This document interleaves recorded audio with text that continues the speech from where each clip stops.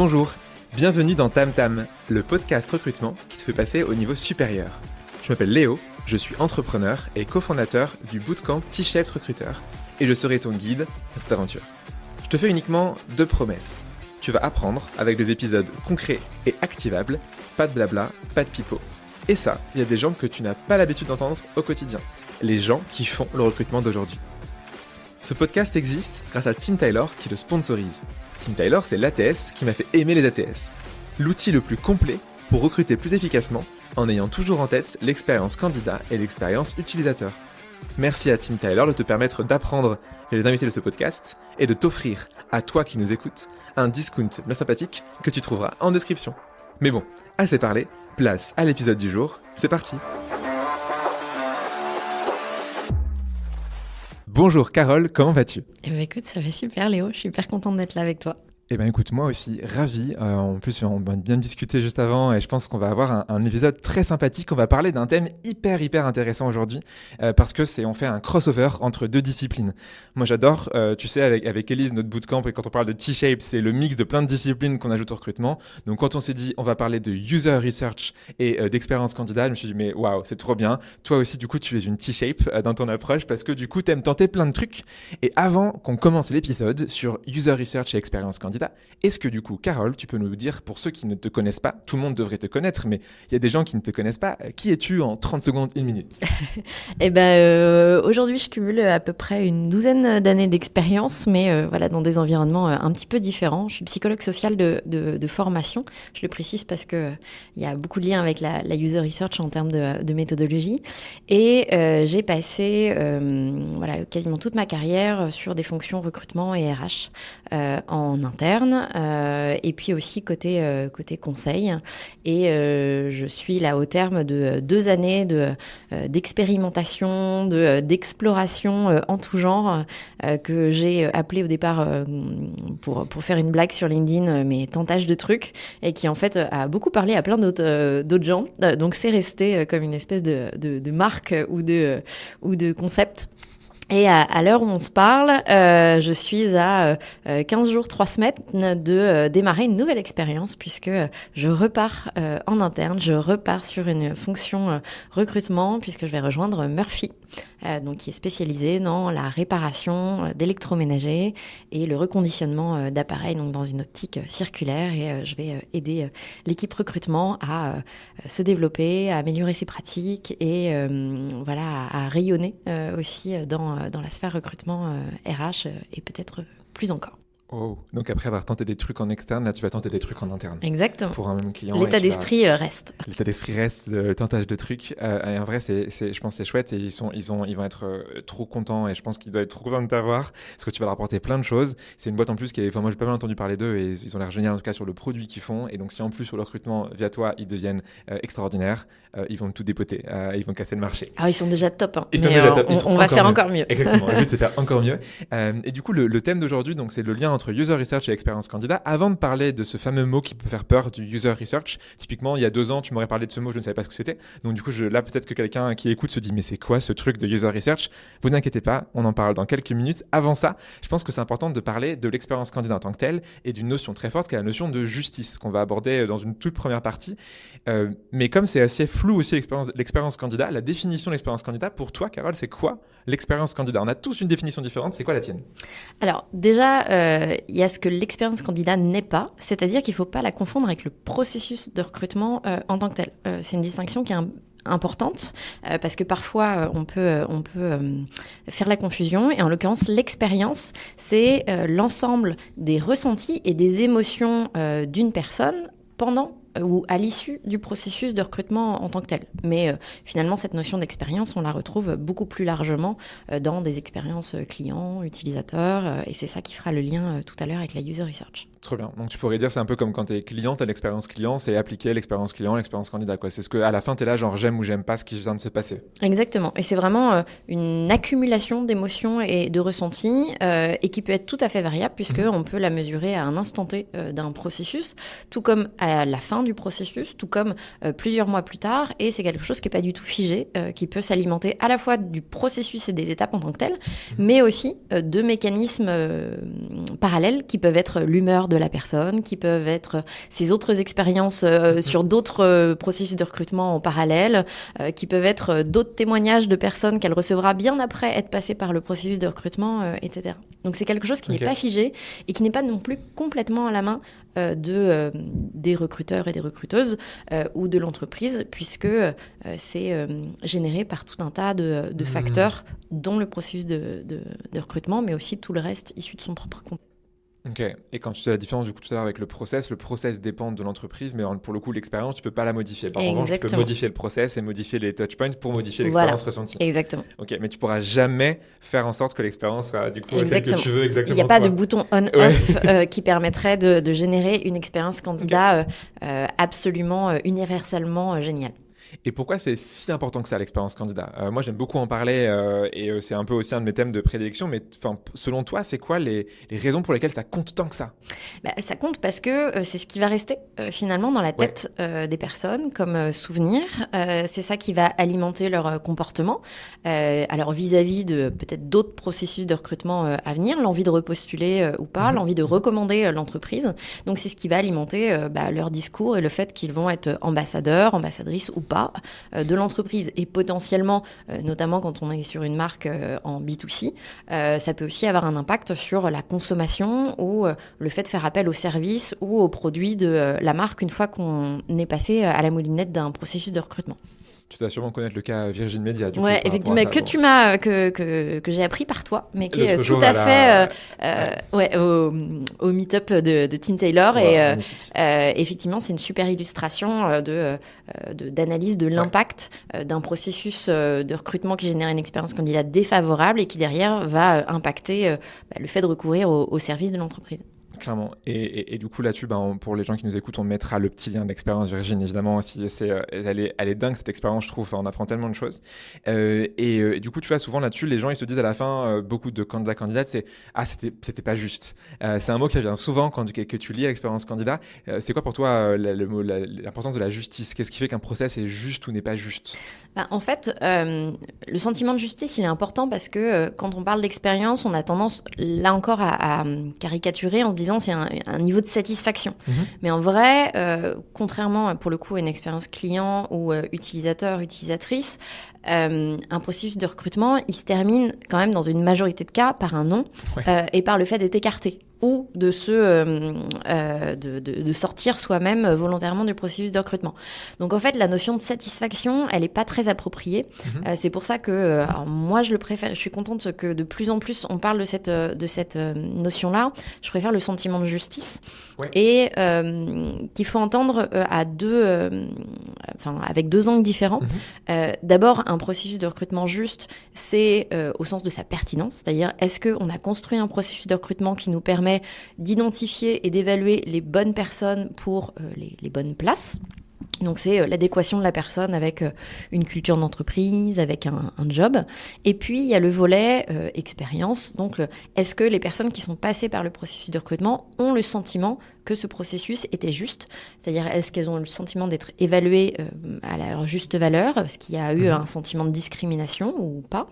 Et est-ce que le temps qu'elles ont investi aussi vaut le coup ? Parce qu'en fait, on évalue souvent la question de est-ce que c'était juste à l'horizon de j'y ai passé vraiment beaucoup de temps et c'est tout ça pour ça, quoi. Ouais, c'est un peu ce matin, j'ai fait un post sur la symétrie des attentions. C'est un peu peut-être un terme que tu dois utiliser tout à aussi. Fait. Quoi. C'est si j'ai mis plein de mon temps et qu'en fait derrière on me traite comme un malpropre, je suis pas content, quoi. Je suis pas satisfait. Avant que du coup qu'on parle de notre fameuse user research, est-ce que moi j'adore les anecdotes croustillantes. Est-ce que tu aurais pour moi une anecdote croustillante sur une expérience, vraiment mauvaise expérience que tu aurais passée, ou au contraire vraiment une expérience génialissime? En fait, dans l'absolu, il y a pas. Enfin, je considère qu'il n'y a pas forcément de bonne ou de mauvaise expérience. C'est un peu comme. Ne fais pas le monologue. Voilà. Non, je vais éviter. Mais du coup, il y a une anecdote que j'aime bien parce que pour le même processus de recrutement, ça a généré à la fois des mauvaises et des bonnes expériences, ou en tout cas des perceptions différentes dans la tête de candidats. Et à l'époque où je travaillais chez Louis Vuitton, je recrutais. Quand je recrutais chez Louis Vuitton et puis ensuite quand je suis passée côté conseil et que je recrutais encore pour Louis Vuitton, je recrutais pour des sites de production. Et le processus de recrutement était hyper long, il y avait plein d'étapes. Il y avait déjà mon étape au niveau cabinet, et puis après, il y avait encore 4-5 entretiens dans différents sites, potentiellement au siège, sur les ateliers, etc. Tout ça avec pas forcément de visibilité sur le nombre à considérer de rencontres dans la totalité. Donc parfois, il fallait en rajouter ou changer les interlocuteurs, etc. Et pendant très longtemps, j'ai été assez mal à l'aise et avec ça vis-à-vis des candidats et des candidates qui eux-mêmes me manifestaient un sentiment de malaise aussi. Et finalement, j'ai été confrontée à un candidat pour qui un espèce d'alignement de planète fait que entre le moment où je l'ai approché et le moment où il a eu sa propale, il s'est passé, je pense, 4 semaines à tout casser. Et en fait, il est revenu vers moi en me disant « Mais là, je peux pas décider, c'est trop court parce que il y a 1 mois, j'envisageais même pas de changer de ville, de quitter mon club de volley, de changer de job parce que j'ai pris ce job-là juste après mes études et ça fait 6 ans et voilà, enfin, c'est tout nouveau pour moi. » Et là, je me suis dit, mais en fait, c'est le premier candidat qui me dit c'est trop court et je veux un entretien supplémentaire. Et ça m'a fait réaliser que, en fait, tout est une histoire de perception et en fait, pourtant, si on donne du sens à pourquoi c'est comme ça, en fait, on peut changer aussi cette perception-là. Et en l'occurrence, dans la culture de Vuitton, en tout cas à l'époque où j'y évoluais, cette notion de décision, de processus de décision à rallonge, d'itération, d'aller-retour, etc., en fait, c'était hyper représentatif de ce qui se passait en vrai sur d'autres décisions en interne. Donc j'ai fini par utiliser cette compréhension de la culture de l'entreprise pour justifier le processus de recrutement qui était en fait une espèce d'échantillon de ce qu'on pouvait vivre ensuite dans l'entreprise. Et ça a été hyper intéressant parce que de candidats qui étaient tous très, très mécontents, je caricature, mais en tout cas qui manifestaient ce malaise, c'est devenu une espèce de filtre à la fois pour moi et pour eux pour se dire est-ce que je me verrais bien dans cette entreprise par rapport à ce type de culture-là. Et finalement, ceux qui manifestaient de l'inconfort, c'était un moyen de leur dire prenez ça comme un indice du niveau de confort que vous pourriez avoir dans l'entreprise derrière. Et ça a été finalement un levier d'évaluation mutuelle de l'adéquation. Et finalement, d'une expérience qui était défavorable, c'est devenu quelque chose de positif, pas au sens où c'est agréable de cumuler les entretiens, mais parce qu'on est en train de se dire qu'on se teste par rapport à une culture d'entreprise. Ok. Ce qu'on est en train de dire, tu me dis si j'ai mal compris, mais c'est qu'en gros, il y a autant de process justes que de personnes et que de candidats. Et du coup, ça rend la tâche extrêmement compliquée quand on est RH, recruteur, recruteuse, chef d'entreprise, de se dire qu'est-ce que je mets en place pour que ça soit juste. Et on a aussi ce biais qui est que souvent, on prend en sorte notre propre approche, notre angle de notre point de vue. Et c'est là où c'est intéressant du coup de faire, tu me vois venir, de user research, parce que justement, on peut inverser et se dire qu'est-ce que ressent ma cible. Et souvent, on a cette tendance de se dire, quand on crée des produits, tu vois, les gens des fois qui font des produits en cycle en V, donc du coup, pendant des années entières de développement, ils oublient en fait de penser à leurs clients finaux. Et du coup, là, le recrutement, c'est la même chose, d'où l'avantage de mettre user research et recrutement et surtout expérience candidat en place. Mais les gens se disent, on a encore parlé de ce mot-là que je connais pas. Est-ce que toi qui as été en plus formé au user research, est-ce que tu peux nous dire ce que c'est cette chose, comment ça marche, c'est quoi le user research? Ouais. Alors la user research ou recherche utilisateur, si on veut parler en bon français, ça marche aussi. C'est une discipline qu'on peut inclure de façon globale dans les démarches UX, donc user experience, donc qui sont pas toutes jeunes maintenant, elles ont été développées dans les années 90. On a un petit peu de recul là-dessus. Et la recherche utilisateur en tant que telle, c'est vraiment l'étape où on va aller étudier, s'intéresser spécifiquement aux usages, aux comportements, aux attentes des utilisatrices et des utilisateurs ou des clients potentiels pour notre service ou pour notre boîte. Donc, le lien avec l'expérience candidat, elle est assez évidente. C'est d'aller essayer de comprendre quels sont les contextes, les attentes, les ressentis des personnes qu'on a envie de cibler et comment est-ce qu'on pourrait construire une expérience candidat, en tout cas un processus de recrutement, mais moi je fais encore parfois l'amalgame, qui puisse générer une expérience positive au regard de leurs attentes pour que ça soit le plus cohérent possible. parce que c'est ça vraiment la clé, c'est de trouver de la cohérence entre les attentes et la réalité du vécu. Ok. Et ça, donc, évidemment, il y a des méthodologies qui sont propres pour le faire. Est-ce que quand même quelqu'un qui n'est pas formé peut faire de l'expérience utilisatrice ou pas du tout? Oui, alors après, c'est comme n'importe quelle approche, il y a différents niveaux d'expertise. Surtout, moi, je défends cette approche comme étant un truc potentiellement gratuit et facile, et de commencer par ne rien faire, au sens de commencer par surtout pas investir dans des outils, surtout pas dépenser beaucoup d'argent pour aller lancer des grandes enquêtes, parce que ce qui est un des mantras de l'UX ou de la user research, c'est parler avec vos utilisateurs. Et en fait, c'est vrai que dans la construction d'un produit, par exemple, on peut, tu parlais des cycles en V, rester très très très longtemps loin des utilisateurs à construire un truc dont on se dit que ça va être ouf, et en fait faire un flop complet à la fin. L'avantage du processus de recrutement, c'est qu'on est obligé d'être en contact avec les profils qu'on approche ou les candidats et les candidates. On parle tous les jours avec eux et avec elles. Donc la première chose à faire, c'est vraiment d'adopter une vraie posture d'observation et d'observation en continu. Donc sans générer d'enquête particulière, on va déjà prendre le réflexe et se mettre d'adopter une gymnastique quelque part d'analyse systématique des feedbacks qu'on reçoit. Et en fait, les feedbacks, il y en a partout, tout le temps. C'est au cours d'une qualification téléphonique, on va vous parler de l'annonce. C'est à la fin d'un processus, on va recevoir un mail avec une remarque sur pourquoi la personne a eu le sentiment que ça s'est bien passé ou pas. Il peut y avoir des choses sur Glassdoor. Il peut parfois y avoir, quand on discute avec des équipes care ou relations clients, des feedbacks qui arrivent par ce canal-là aussi. Donc, il y a plein de canaux qui permettent d'accéder à ce contenu. L'enjeu, c'est vraiment d'y accorder de l'attention. Et pas juste d'y voir, notamment dans les feedbacks négatifs, des trolls et juste des messages de personnes qui sont frustrées parce qu'elles n'ont pas été retenues. Il y en a quand même. Il y en a, parce qu'on parle d'une expérience, donc on parle d'émotions. Donc, ces émotions-là, elles sont légitimes. Mais il faut se mettre en posture d'analyse aussi critique que possible et aussi objectif que possible pour essayer quand même d'y trouver des éléments d'amélioration. J'ai un exemple que j'utilise souvent dans ce cadre-là.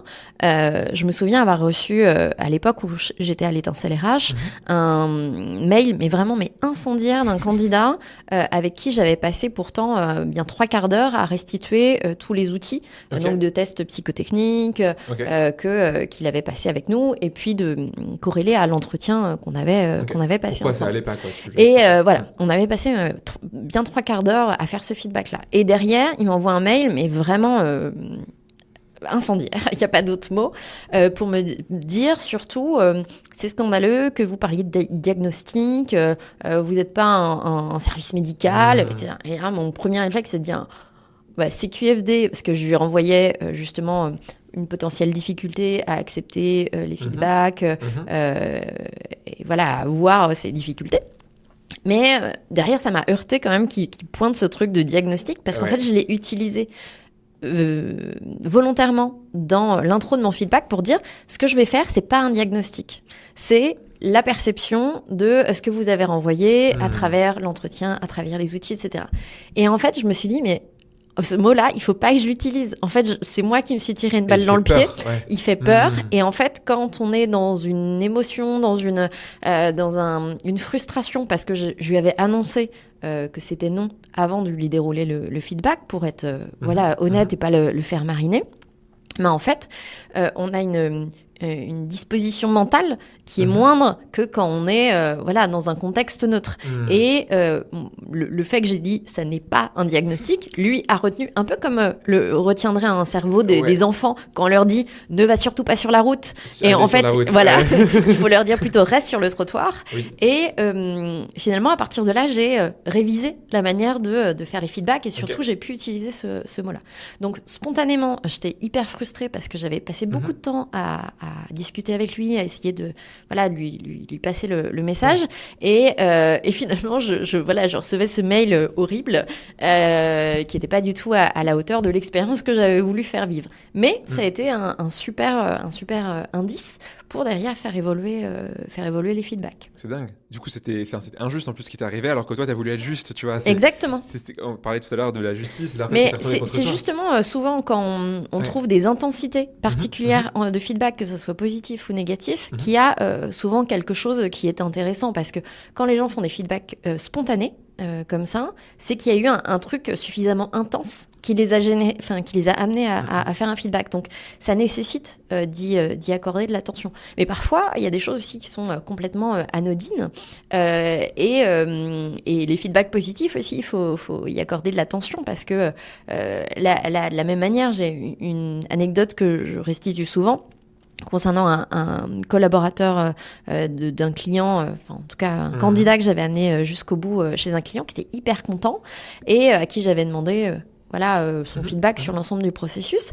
Et en fait, lui focalisait sur le fait que j'avais noté le nom du futur manager dans l'annonce. Ce qui pour moi était un truc un peu, un peu anodin, un peu basique. Ouais. Et en fait, pour lui, c'était un truc extraordinaire. Bien sûr. Tu peux aller stocker après. Et puis que, en fait, qui était générateur d'une première impression et derrière, qu'il a analysé avec tous les autres feedbacks qu'il a eu tout au long de l'entretien. Et donc, d'un truc anodin, en fait, j'ai repéré un truc hyper puissant que j'ai pu derrière partager avec des collègues pour potentiellement universaliser cette pratique, quoi. Ouais, là, ça t'avait créé il avait un biais d'ancrage qui était genre, il a un truc cool, et du coup, le reste du process par rapport à ça, et du coup, toi, de savoir ça, c'est intéressant. Exactement. Du coup, les trois petites choses là que tu as fait, c'est aller voir tous les feedbacks que tu peux trouver, t'agglomères ça, et après, ce que tu dis en deuxième, en fait, c'est à la fois prendre les pires et les meilleurs. Ouais. Et du coup, être OK pour tout lire, et donc, il faut aussi mettre son ego de côté, parce que ça se trouve, il y a des choses qui vont être contre nous, et ça peut faire super mal. Franchement, ça a peut-être dû arriver de voir des messages sur Glassdoor qui sont liés à des candidats que tu as eu en process toi, et qui prennent le temps, et tu te dis, genre, t'imagines, la personne, elle est allée écrire du mal sur moi en tant qu'être humain, c'est dur. Donc ça, du coup, c'est ce que tu fais. Donc tu prends le meilleur, le pire, partout où ça peut exister. Ça a l'air c'est facile entre guillemets à mettre en place. Il faut juste intentionnellement aller le faire. Est-ce qu'il y a des choses qui sont un cran dessus, genre tu vois, tu veux vraiment appliquer à tout ton process le user research. Est-ce qu'il y a des choses que tu fais en plus, si les gens ont le temps, si les gens ont l'envie d'aller essayer ça, de tenter des trucs, est-ce qu'ils peuvent aller plus loin que ça? Ouais, tout à fait. Et là, c'est pareil, c'est gratuit. Par contre, c'est du temps un petit peu plus à investir. Ouais. Et ça commence par aller discuter avec les collègues en interne parce qu'on oublie que tous ces collègues ont été à un moment donné candidats ou candidates. Et une fois qu'on est dans l'entreprise, il y a moins le biais de l'évaluation et il faut que je sois satisfaisant, sympa avec les recruteurs. Voilà. Donc ça, c'est intéressant. On peut par exemple intégrer une question de feedback sur le recrutement dans un rapport d'étonnement. Ça peut être ça pour systématiser ce feedback-là. Et puis, un truc que j'aime beaucoup et qui rejoint ce que tu as fait avec pas mal d'entreprises en allant tester leur processus de recrutement, c'est vraiment de pas rester sur moi à la place des candidats, je ressentirais ça. C'est en fait j'y vais, je crée une candidature fictive sur mon propre site, je candidate depuis le site carrière de ma boîte, mais aussi en tapant le nom de ma boîte et recrutement sur Google, parce que parfois on a des agrégations qui génèrent des annonces toutes pétées, du multiposting qui a complètement cassé les catégorisations, etc. Il n'y a plus le gras, il n'y a plus rien. Et en fait, si on reste sur le back-office de son ATS, on ne se rend pas compte de ça et on ne peut pas améliorer les choses. Donc, il faut absolument chercher son annonce sur les job boards, etc. Postuler pour voir à quoi ressemble son accusé de réception, parce que en fait, c'est parfois un message qui a été configuré par d'autres personnes il y a des années. J'ai eu un client comme ça, pourtant en cabinet de recrutement. Quand on a fait l'exercice en formation, on s'est rendu compte que l'accusé de réception avait des liens hypertextes tout cassés qui renvoyaient vers des pages d'erreur 404 parce qu'il n'avait pas été mis à jour depuis 2 ans, que l'adresse était pas à jour non plus. Et ça paraît fou parce que c'est un des premiers points de contact avec les candidats. Ouais, c'est le deuxième, tu pourrais dire première l'annonce, le deuxième c'est le message que tu reçois. Donc essayez autant que possible de refaire tout le processus de recrutement étape par étape, de façon aussi systématique que possible pour trouver les angles morts qu'on a en général parce qu'on est la tête dans le guidon. Donc ça, c'est top. Et puis, autant que possible, si on y arrive, le représenter. Là, pour le coup, si on fait le lien avec des démarches UX, on a tout ce qui est de l'ordre des journey maps, donc des candidate journey maps qui permettent de représenter sous forme d'un tableau avec des courbes d'émotion l'expérience potentielle qu'on va faire vivre à nos candidats et nos candidates pour repérer les points de friction, les opportunités de justement systématiser quelque chose qui peut être satisfaisant. Et le gros avantage de cette représentation, c'est que ça permet de faire le point déjà, donc de prioriser ce qu'on a envie d'améliorer, ce qu'on a envie de garder, mais aussi c'est un super levier de communication en interne avec les hiring managers par exemple. Voilà, parce que eux, encore plus que nous, sont parfois très loin d'avoir la compréhension ou la perception de la totalité de ce qu'on demande à des profils. Ouais, ils voient que leur entretien. Exactement. Quoi. Et retracer tout ça et sans être dans une surargumentation, juste le montrer et faire comprendre que le candidat, en fait, on peut pas vraiment questionner sa motivation quand il a déjà X heures d'investi avec nous dans des entretiens, dans des tests, etc. Donc, c'est hyper intéressant comme démarche. Ok. Tu as des outils que tu recommandes là-dessus pour faire ces empathy maps, ces candidate journey maps Ouais, alors il y en a comme les plein potentiellement. Ouais, voilà, Miro, exactement. J'aime beaucoup Miro, mais après il y a Wismicol, il y a Draft, Klaxoon permet aussi. Enfin, il y a plein d'outils intéressants, mais potentiellement ça pourrait être un fichier Excel avec des colonnes et puis des cases pour montrer les émotions et voilà. L'idée, c'est que il faut pas être bloqué par l'outil. Il faut partir d'un outil avec lequel on est à l'aise. C'est plus ça la priorité, quoi. Ça me rappelle un échange avec certaine Morgan tout à fait. Sur ce sujet. Et comment tu recommandes de mettre ça en place ? Est-ce que ce serait toi, à titre individuel, tu as envie de faire ça, tu lances la démarche et ensuite tu communiques auprès de tes collègues, ou est-ce que c'est plutôt on fait ça en groupe, on fait ça en équipe et avec les hiring managers, avec tout le monde ? Enfin, ce serait quoi un peu, je sais pas, en 2 étapes, comment du coup tu mets ça en place concrètement ? Alors, je pense que la démarche va différer selon le contexte de la boîte. Typiquement, quand on arrive sur un job, c'est un super moment pour le faire parce que déjà, c'est une manière d'appréhender le processus tel qu'il est pratiqué. Audit un exactement. Petit peu, quoi. Et en fait, juste sur l'excuse de je suis en train de faire mon intégration, donc montrez-moi. Comme ça, on n'a pas besoin d'argumenter sur pourquoi on dépense du temps à faire ça. Donc, ça peut être une démarche individuelle, mais en collectif, c'est vachement intéressant aussi parce que on se rend compte que finalement, on est censé avoir une pratique un peu homogène et que sur plein d'étapes, on s'y prend différemment les uns, les unes, les autres, et que ça peut être une opportunité d'homogénéiser un petit peu, ou en tout cas de se partager des bonnes pratiques ou des feedbacks. Parce que parfois, on met en place quelque chose en se disant moi, à la place des candidats, j'aimerais bien que. Et en réalité, en discutant juste avec ses collègues les plus proches, on peut réviser son jugement. C'est un des cas typiques, c'est comment est-ce que je contacte les candidats après avoir reçu leur CV. Tu vas avoir la team. Moi, il y a un téléphone sur le CV, donc j'appelle. Et puis, c'est quand même le plus pratique, c'est quand même le plus convivial.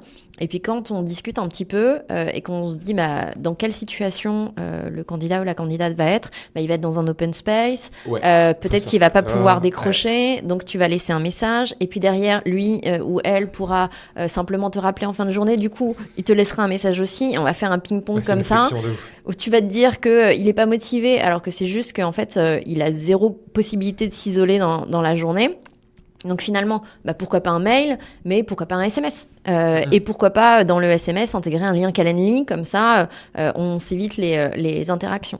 Donc en fait l'idée c'est vraiment de se poser sur une étape, d'interagir et petit à petit d'itérer pour trouver la meilleure solution. Et par meilleure solution, en fait, il n'y en a pas d'universel, mais qui correspond en tout cas à ta exactement. boîte et au candidat que tu vises toi. Tout à fait. Je pense que si tu cibles, je sais pas, des C-level ou des développeurs, des développeuses et je sais pas, des commerciaux partout en France qui sont itinérants, ça n'a rien à voir en termes d'expérience. C'est le cas par exemple des messages d'approche où jamais on pourra dire le mieux c'est d'être marrant dans un message d'approche, ou alors c'est d'être austère, ou une annonce il faut qu'elle soit hyper longue ou hyper courte. En fait ça dépend des cibles. Exactement.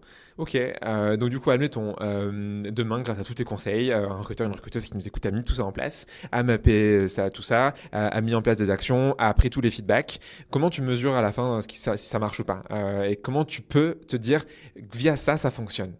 Alors, il y a déjà continuer à être dans cette logique d'observation, c'est-à-dire que ça ne doit pas être un Ouais, on-off, on ouais. s'arrête jamais. Mhm. Il faut en permanence observer et ajuster. Et puis après, il peut y avoir différentes méthodologies. Alors, je citerai d'abord les méthodologies quantitatives et notamment le NPS. Tu n'aimes pas le NPS. Alors, c'est pas que j'aime pas le NPS, c'est surtout que, en plus, j'étais la première à l'avoir mis en place à l'étincelle. Enfin, la première au sens de Oui, convaincue, mais j'ai pas été la première recruteuse. Le NPS. Non. Si c'était déjà il y a pas mal d'années. Parce que j'étais convaincue que c'était un truc hyper intéressant et hyper innovant, justement de s'inspirer de techniques venant d'autres environnements. Le truc, c'est que maintenant que j'ai intégré davantage des communautés UX, que je suis formée à la user research, en fait, je vois que ces propres courants-là en fait, sont en train de critiquer ce truc-là. Donc, c'est pas parce que ça arrive maintenant, un peu en décalé dans le recrutement, que c'est forcément une bonne chose. Et il y a tout un tas de critiques qui sont faites à cet égard-là, enfin à l'égard du NPS. Je vais pas tout détailler là dans le podcast, mais on va faire un autre épisode, genre dans un an ou deux, tu vois. Je renverrai vers un article qui était mind-blowing pour moi sur en fait la difficulté, voire l'incapacité à mesurer la satisfaction de personnes parce qu'on est sur quelque chose qui ne peut pas se retranscrire sur du chiffre. Ouais. Mais tout ça pour dire que c'est pas parce que le NPS est devenu une espèce de réflexe que c'est forcément une bonne chose. En revanche, on peut le garder si surtout on l'accompagne de commentaires qualitatifs. Et si c'est une excuse pour récupérer des commentaires qualitatifs. Dans ces cas-là, pourquoi pas? Parce que ça crée une espèce d'engagement à je réponds à une question chiffrée pour derrière apporter un commentaire qualitatif. Mais attention, après, c'est pas parce qu'on a produit ce chiffre-là qu'il faut l'utiliser dans tous les sens et lui accorder une valeur qui est tout à fait relative. Donc attention avec ça. Si vraiment on veut être sur du quanti, moi j'aurais tendance à recommander plutôt des questions binaires. D'ailleurs, c'est assez rigolo parce qu'on voit que des boîtes comme YouTube, comme Netflix ont été à un moment donné sur une logique d'évaluation avec un nombre d'étoiles. Ouais. Et en fait, en sont revenus et maintenant sont beaucoup plus sur une logique de pouce haut, pouce bas. Qu'on peut du coup utiliser si on fait le lien avec la logique de justice. On peut tout à fait dire, est-ce que j'ai eu le sentiment que ce recrutement était juste? Oui, non. Okay. Et derrière, c'est l'opportunité de démarrer une discussion. Et on a une qualité de la donnée qui est beaucoup plus intéressante parce qu'il n'y a pas d'ambiguïté dans l'échelle. C'est binaire, donc plus clair. Forcément. Exactement.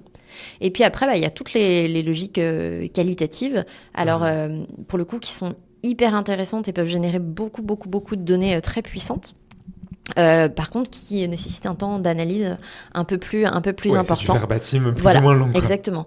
Moi, il y a une technique que j'aime beaucoup qui est sur un principe d'amorce de phrase qui permet de faciliter la génération de feedback où en fait tu commences la phrase à la place de la personne. Donc tu lui dis par exemple au cours du processus de recrutement, j'ai été surpris que ou j'aurais aimé que, de sorte que ça facilite la génération de commentaires parce qu'il n'y a pas l'angoisse de la page blanche. Ouais. Et puis, le fait que ça soit sur du quali, comme ça fait émerger des choses saillantes qui viennent spontanément à l'esprit et du coup qu'on peut considérer comme faisant partie des éléments qui ont généré le souvenir le plus intense ou l'émotion la plus intense. Donc ça, c'est vachement intéressant. Et puis après, on peut... j'allais dire s'amuser parce que c'est le côté aussi psycho qui m'anime, mais aller mener vraiment des campagnes d'analyse quantitative en menant des entretiens. Pour le coup, plutôt des entretiens sur la chronologie d'un parcours professionnel, la chronologie de vécu du processus de recrutement, avec un échantillon de notre population, que ça soit en cible ou en personne recrutée. Et là, on a parfois des choses géniales. C'était le cas avec Vuitton, pour le coup, quand j'étais en interne, où on avait besoin de recruter des ingénieurs de production.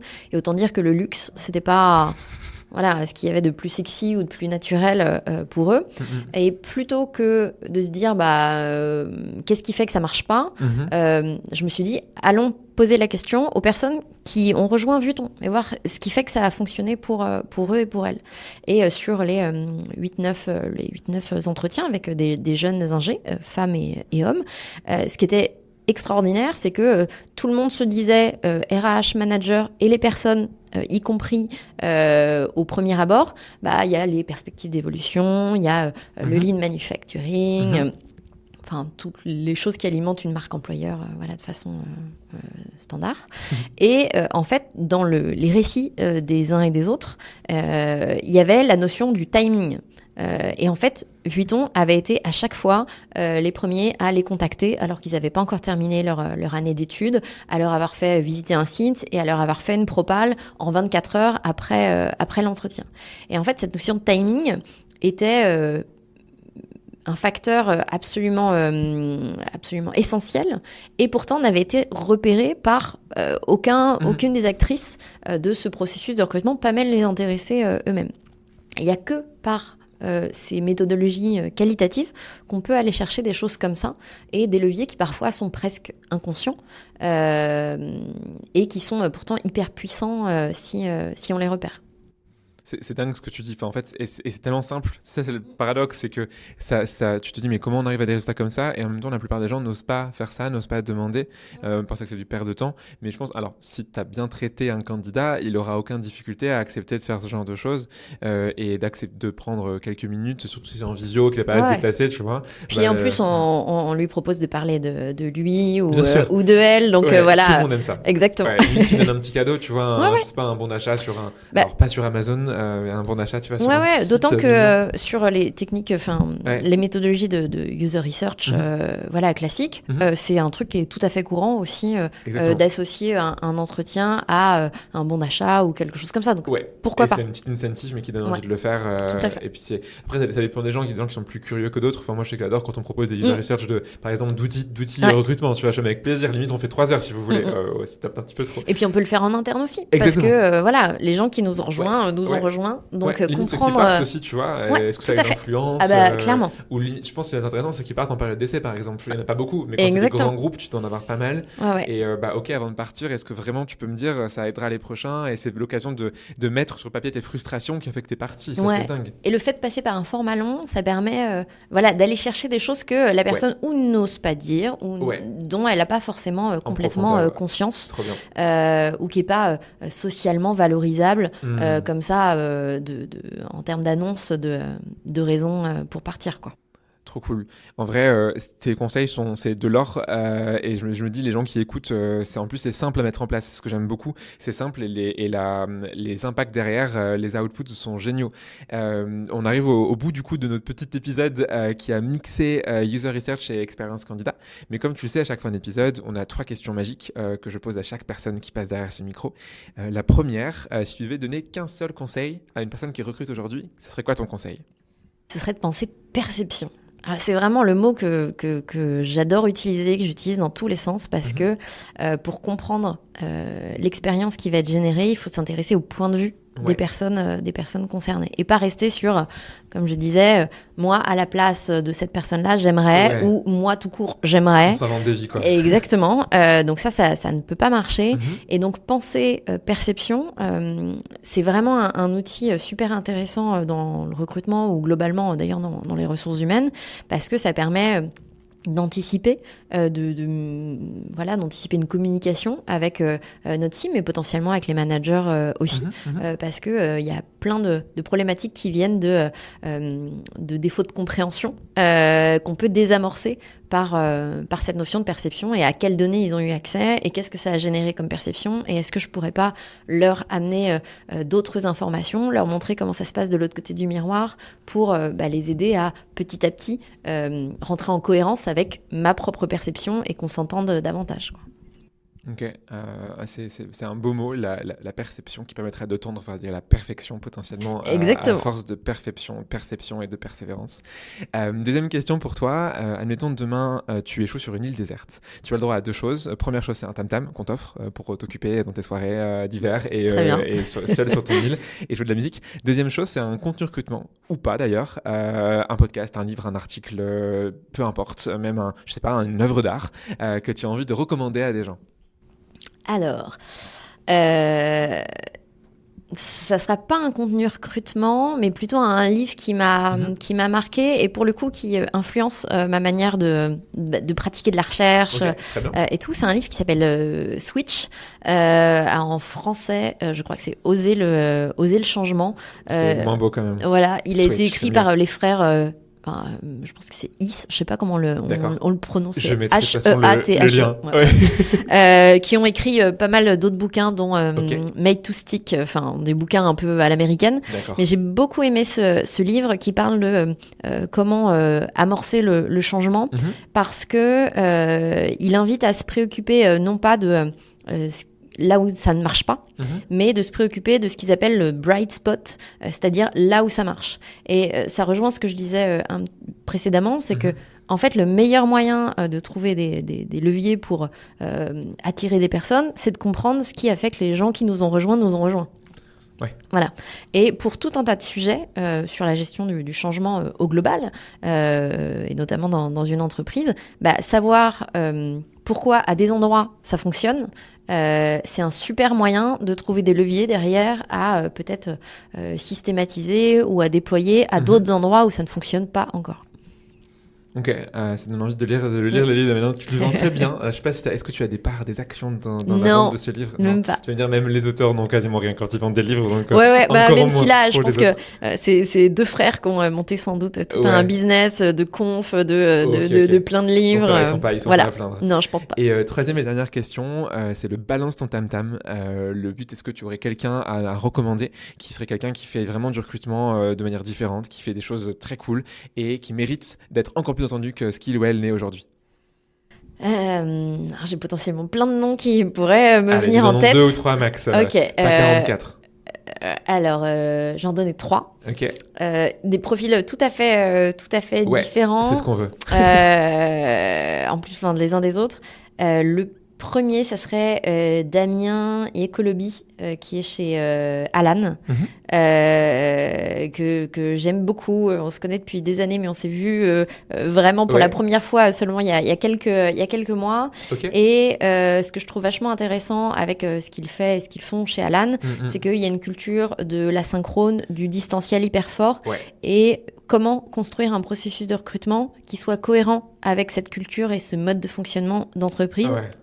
Et du coup, un processus de recrutement qui intègre beaucoup d'asynchrone et d'écrit. Donc ça, je trouve ça hyper intéressant.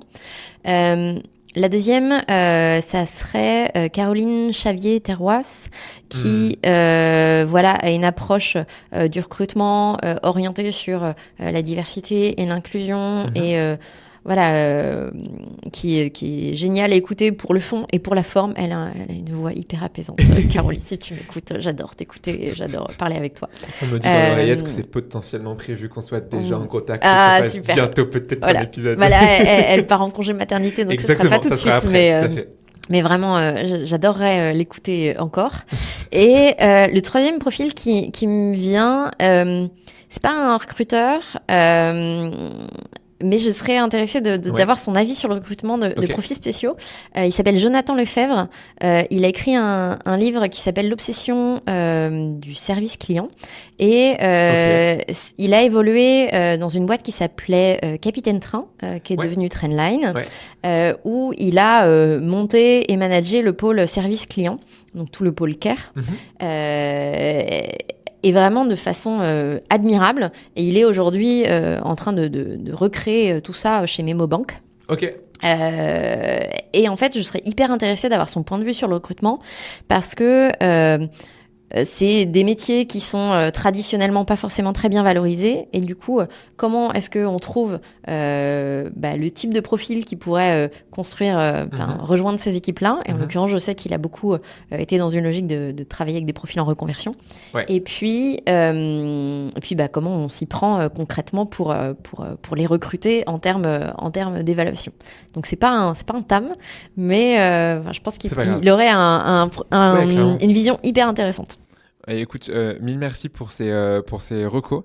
Est-ce que du coup tu as un mot de la fin, une phrase de la fin avant la fin de cet épisode? C'est vachement dur. C'est vachement dur. Hein. Ouais. C'est vachement dur, c'est ta phrase, donc c'est ça. Non. Je suis connue pour mes jeux de mots en général. Donc je rebondirais sur celui de tout à l'heure en disant que l'enjeu de construire un processus de recrutement, c'est pas qu'il soit parfait, mais c'est d'atteindre la perception.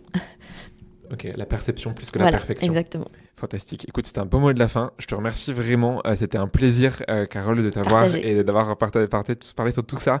J'ai l'impression d'avoir j'ai appris plein de trucs en fait. Ce qui est aussi la joie d'animer un podcast, c'est qu'on apprend plein de choses au quotidien.